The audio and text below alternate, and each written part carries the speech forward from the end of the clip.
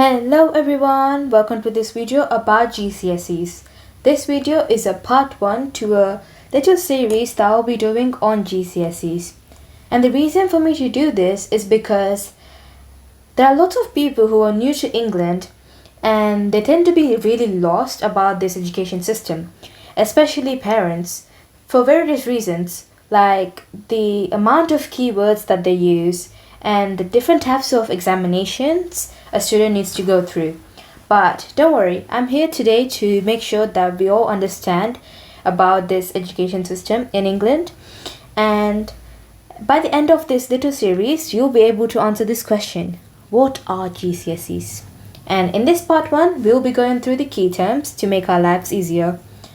Let's get started. So here you could see a little flow diagram of different year groups a student would go through in their education journey in England. So when I say a year group, it's basically equivalent to the grades in America, USA, like grade 1, grade 5, and they're basically also equivalent to the classes in India, like 10th class, 8th class. So yeah. And in England, there are two types of schools: primary school and secondary school. Primary school covers the year groups from year 1 to year 6, and secondary school covers the year groups from year 7 to year 11. So primary school is basically more focused on the age group below 11, and secondary is more focused on the age group above 11. So yeah, and at the end of a student's primary school journey, so at the end of year 6, every student would sit their first ever official government exam, known as SATs.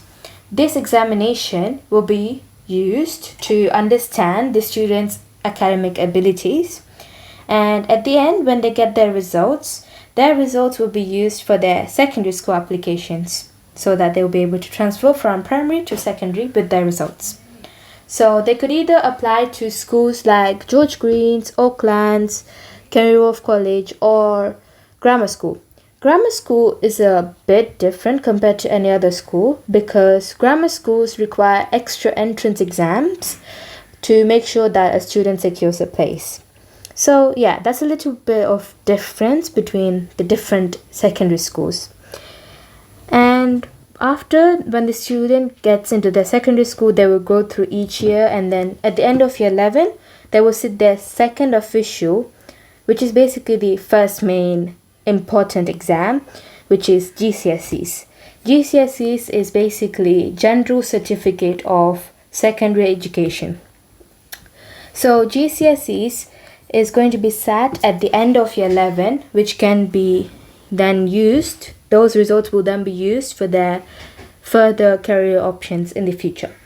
So yeah, that's the little briefing on the education journey for a little student in England. And before we carry on, there are a few key words that are used a lot to categorize these year groups again. So for example, anyone who's in year 1 and year 2 are also known as the people in KS1, so key stage 1, and people in year 3 to year 6 are known to be in KS2, and year 7 to year 9 is key stage 3. Year 10 and year 11 are known to be in KS4. The main reason for them to group year 10 and year 11 is because their preparation for the actual GCSE exam begins at the start of year 10. So yeah, if you have any questions, feel free to drop them in the comment box. I will be answering your questions. And I would like to give a little quiz to understand your level of understanding from this little video. So my first question is, what does KS stand for? So KS1, KS2, KS3, and KS4. And what does GCSE stand for? So feel free to drop your answers in the comment box. I will be replying to your comments. And do give it a like and share it to anyone who you think this content would be useful to. Thank you so much for sticking around till the end of the video, and do stay tuned for my next part where we dive deep into GCSEs. Thank you.